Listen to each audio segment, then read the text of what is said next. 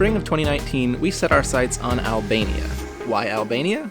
Well, we'd heard the country is home to alpine mountains, stunning coastlines, and incredible history, and a quick Google search backed that up.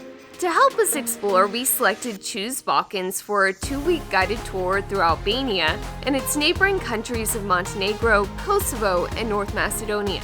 While some group tour dates were full, the dates we picked meant we would be touring alone with our guide for most of the journey. Not a bad way to travel. With the trip booked, the first step was to fly from Nashville, Tennessee to Albania. Good morning from Chicago, which is not exactly where we want to be. No, we're in day 2 of travel to our end destination of Tirana, Albania.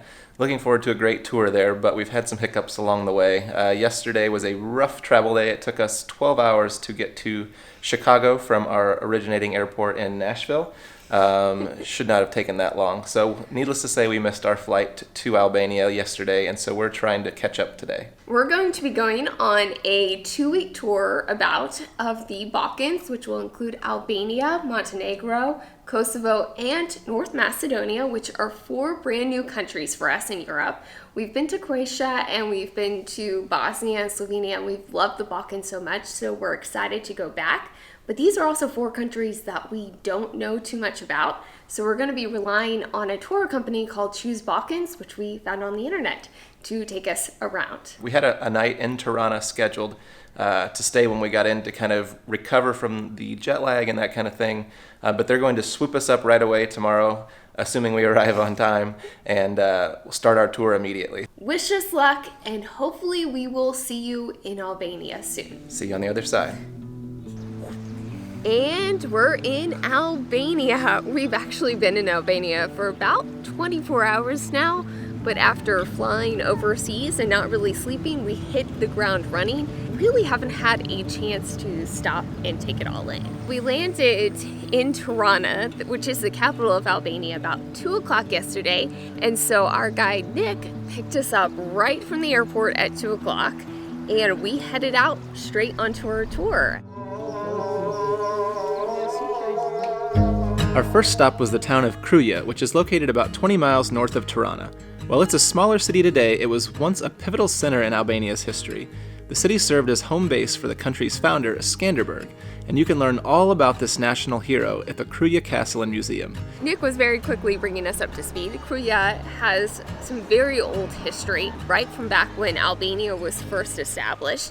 We're in a secret tunnel. Kruje is also famous for a bazaar, which we were there towards the end of the day, so it wasn't too active, but you can find a lot of traditional Albanian things like the hats, the shoes, the vests in that market. Yeah, he said it was, 600 years old the market was, and it's pretty well, looks the same as it did then. It sells a few different things, but still sells some of the original traditional items that it always has. Albania had a long stretch of communist history, and so a lot of the historic items may have been damaged or were, in the case of the bazaar, maybe slowed down during that period, but it is back open, ready for tourists.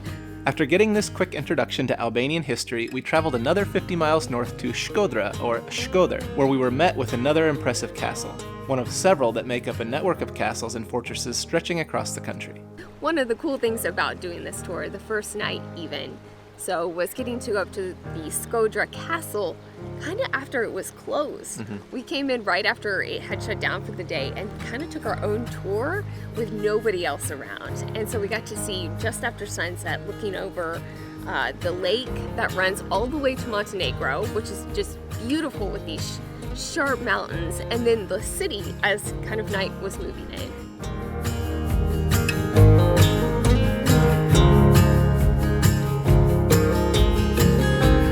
With 6 hours of touring and 2 historic castles already under our belt, we ate the first of many feasts at a traditional restaurant. Grilled meats, cheeses, fresh vegetables, and some baklava-like dessert. It was a great, great meal.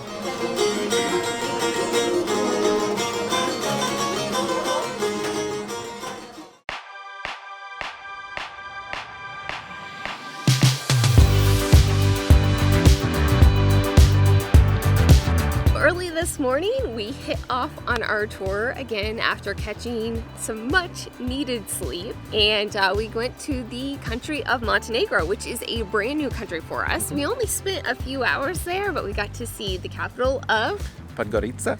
Montenegro's capital is located about 35 miles north of Shkodra. The city was heavily damaged during World War II, and you can tell that there's been a lot of recent rebuilding and expansion. There's an impressive Orthodox church in the city center with some interesting artwork. He's a little out of the time period for the rest of the paintings. And across the river, you can step back in time. The capital was very clean, very modern, kind of an interesting place where everything looked to be very new, but we got to walk around the old town and see some of the more historic looking village with some mosques and some older homes. Once we hit the key sites, we headed back for the Albanian border, but not before stopping to get up close with some of Montenegro's outdoor attractions. I don't know what this is called, but it's a really pretty waterfall in Montenegro. Fire breath and open sky. It's not what we know, it's where we go. I grow wings that tell our goodbye. Oh, it's not what we see, it's what we choose to be. So now that we have checked out the waterfall and taken about an hour drive back across the Montenegro border, back into Albania, and we are now back in Shkodra, we are taking in some of the history here that we did not get to see last night. One of those cool things being a 300-year-old Ottoman-style bridge that is located on the river here in town. Our guide Nick just told us that they tried to build a modern bridge before the one that's standing now, and it didn't survive the river's flow. So apparently ancient ingenuity is better than modern ingenuity.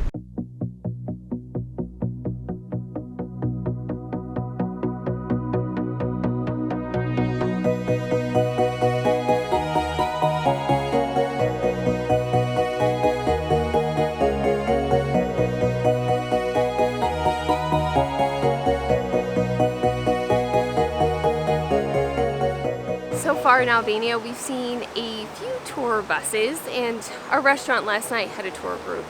But there's a lot of sites that we've seen that you'd expect to see a lot of people, a lot of tourists, but we're here at the bridge in the middle of the day, and there's just a few locals. After hanging out at the bridge for about 20-30 minutes or so, we headed back more towards the center of Shkodra to take a drive around town and then to grab some lunch on the water. Yeah, our tour guide Nick, he always sells everything pretty short. He told us the waterfall we visited earlier today was small. He told us the fish restaurant we visited for lunch didn't have that great of a view, but we were blown away by both of them. They actually serve carp, which is a muddy river fish in the United States for the most part, but they served it out of Lake Shkodra here, which is a very clean mountain-fed lake. It was quite delicious. And the whole meal for the three of us, which they brought French fries, vegetables, cornbread with cheese, and then the largest platter ever of fish was how much? It was 2,000 Albanian lek, I think, which is about $18 US. So really affordable. I would venture to guess that meal would have cost us 40 or 50 USD in the States. But it turns out that Nick and Choose Balkans were saving the biggest treat for us at an agritourism located about 20 miles away. Our guide Nick just dropped us off in a smaller village in northern Albania, and we knew tonight we were getting kind of a farm experience, and we were going to be staying at a place that grew their own food and provided us with dinner with things that are made here on the farm, but we didn't really know what to expect. We expected it to be kind of rustic, especially for Albania, not knowing much about the country, but check this place out. It's been a little surprising so far, and all we've seen is pretty much just our room. So I think our guide pulled a few strings here because y'all need to see our room.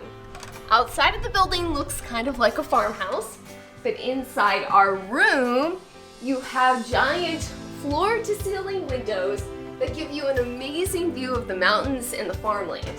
We're already up on a hill, so it's a great vantage point. And the room itself is very modern.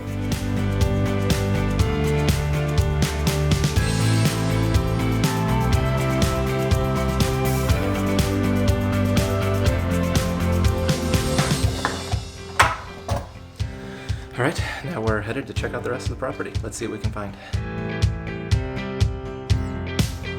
There are these small bunkers across Albania that our guide was telling us were built in like the 1970s kind of on. So they're everywhere when you drive around the country.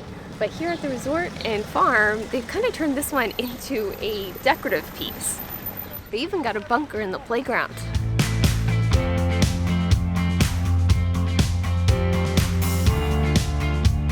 Hello! How are you?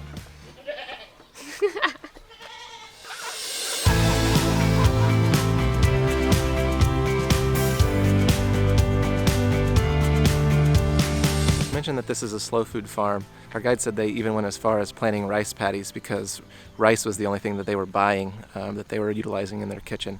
So now they're 100% on-site slow food, or at least community-sourced slow food. So it's being grown either here or in the community. Probably going to head back to our room and take a shower, get ready for dinner. Pretty excited about that slow food dinner we mentioned. So we'll catch up with you there and give you a look at what's on the menu. As much as we were excited about our local farm dinner, the dining at Mrizi Zanave blew us away, starting from the very first sip. So the property has roses everywhere, so they made some rose water, which I've never had before,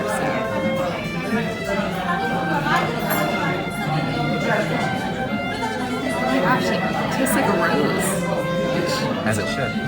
is a weird thing to say. And then there were a lot more sips and a ton more bites. We've had 7 plates of food.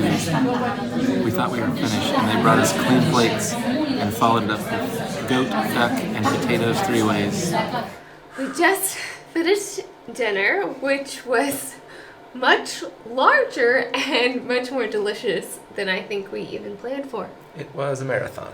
There were multiple times where I thought we should, this is the last course, definitely the last course. And the food just kept coming.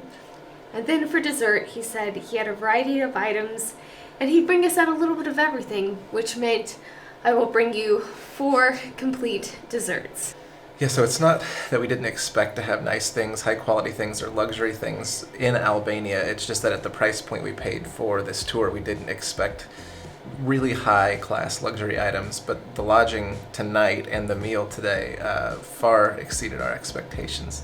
You could have told me that this was the new up-and-coming restaurant in downtown Chicago and it cost $200 a person, and I would have believed you. The food was just very creative and just outstanding, especially knowing that it's coming from right in this section of Albania and probably right from this farm. I think we're going to call it a night for tonight and try to sleep off the 20 courses of food that we just had, but we're really excited about what tomorrow holds. We're getting to do something, one of the few things that I actually know a little bit about.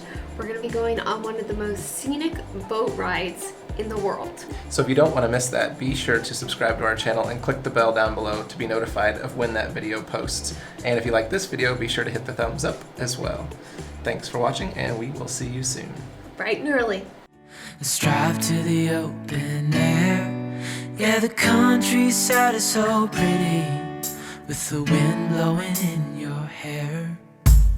We can look back someday, baby, don't you understand?